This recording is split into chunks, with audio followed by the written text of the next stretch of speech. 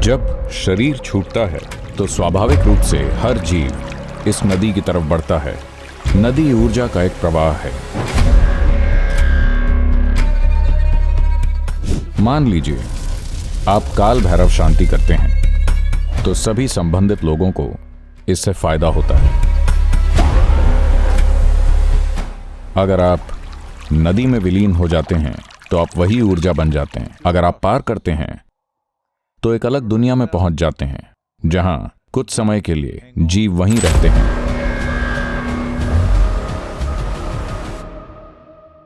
देखिए, मेरे खुद के अनुभव में जब आप शरीर छोड़ते हैं, निर्भर करता है कि आप विकास के किस स्तर पर हैं। आपका आवरण कितना पतला है या मोटा है, उस हिसाब से चीजें होती हैं। अगर कोई चीज, मान लीजिए आपका आवरण या आपका बुलबुला बहुत मोटा है, ये टूट नहीं सकता, तो ये नदी तक जाएगा और वापस आ जाएगा। नदी क्या है? नदी ऊर्जा का एक प्रवाह है। एक ऐसी ऊर्जा जो न तो जीवन है और न ही मृत्यु, लेकिन बिल्कुल अलग तरह की ऊर्जा है जिसे शब्दों की कमी के कारण हम कह सकते हैं एक तरह की ऊर्जा जो आपकी रक्षा करती है, आपका विलय करती है, तो इसे वैतरणी कहा जाता है।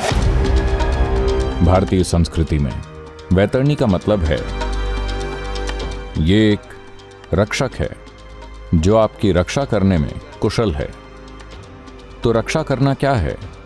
ये एक भौतिक नदी नहीं है, ये एक रूपक अभिव्यक्ति है, लेकिन ये ऊर्जा की एक धारा है।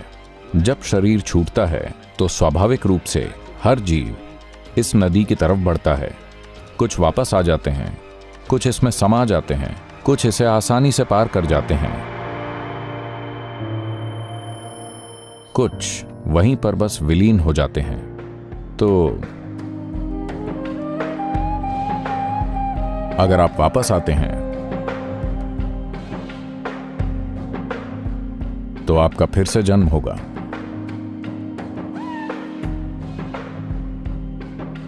अगर आप नदी में विलीन हो जाते हैं तो आप वही ऊर्जा बन जाते हैं। अगर आप इसे पार करते हैं तो आप एक अलग दुनिया में पहुंच जाते हैं जहां जीव ठहर जाते हैं। वो कौन हैं, उनके गुण क्या हैं, उनका मुख्य गुण क्या है, वही गुण प्रभावी होगा। अगर वो बहुत खुश हैं तो वो आनंद मग्न हो जाते हैं। अगर वो दुखी हैं तो बहुत दुखी हो जाते हैं। इस तरह से इसे आमतौर पर स्वर्ग और नर्क कहा जाता है। लेकिन असल में हुआ ये कि विवेकशील मन के न होने की वजह से आपके गुण बहुत बढ़ चढ़कर प्रभावी होते हैं। तो अगर किसी ने नदी पार कर ली या कोई वापस आ गया तो इन दो लोगों की आप मदद कर सकते हैं। अगर वो वापस आ गए हैं या अगर उन्होंने नदी पार नहीं की है, हम ये नहीं कहेंगे कि वापस आ गए, उन्होंने अभी तक नदी पार नहीं की है, तब आप काल भैरव कर्म करते हैं।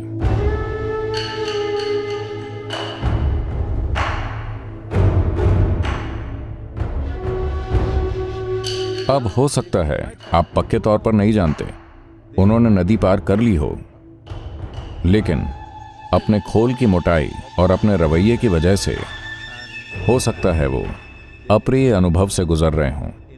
आप उनमें कुछ सुखद अनुभव लाना चाहते हैं, कुछ शांति लाना चाहते हैं, तो आप उनके खोल या बकवास की एक परत निकाल देते हैं। हो सकता है कुछ अप्रिय अनुभव चला जाए, थोड़ा सुखद अनुभव आ जाए। आप ये सब करने की कोशिश कर रहे हैं। अगर वो पहले से सुखद हैं, तब भी आप एक परत निकालना चाहते हैं ताकि वो पूरी तरह से विलीन हो जाएं। जिस तरह अप्रिय अनुभव एक बंधन है, उसी तरह सुखद अनुभव भी एक बंधन है। दुर्भाग्य से सुखद अनुभव के साथ लोगों को यह समझने में ज्यादा समय लग जाता है कि ये भी एक बंधन है। अप्रिय अनुभव के साथ आपको बहुत आसानी से पता चल जाता है कि ये एक बंधन है। तो आप सुखद अनुभव लाने की कोशिश कर रहे हैं, लेकिन आप पक्के तौर पर नहीं जानते। हो सकता है आपके दादाजी या जो भी हैं पहले ही विलीन हो चुके हैं, शायद करने को कुछ है ही नहीं, आपको नहीं पता, लेकिन फिर भी आप करते हैं कर्तव्य समझकर, शायद उन्हें जरूरत हो।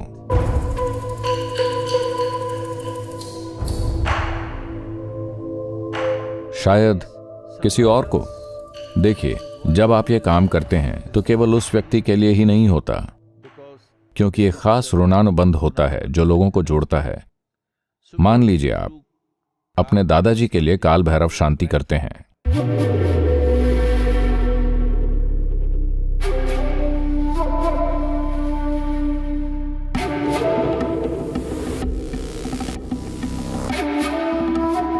लेकिन उन्हें इसकी जरूरत नहीं है, वो पहले ही जा चुके हैं। अब आपके दादाजी के भाई वहां हो सकते हैं जिनकी आपको परवाह नहीं है, लेकिन उन्हें फायदा हो सकता है। तो उस तरह के ऋणानुबंध से जुड़े लोगों की मदद हो सकती है। कोई जो आपका रिश्तेदार भी नहीं है मदद पा सकता है। तो ये एक संस्कृति बना दी गई है कि आपको काल भैरव शांति करते रहना चाहिए। तो शांति को एक तरीके से एक प्रयास के रूप में किया जाता है। अगर किसी मदद की जरूरत है तो हम वो मदद करना चाहते हैं, हमारे पूर्वजों के लिए, हमारे दादा, परदादा, हमारे पिता या कोई भी हो।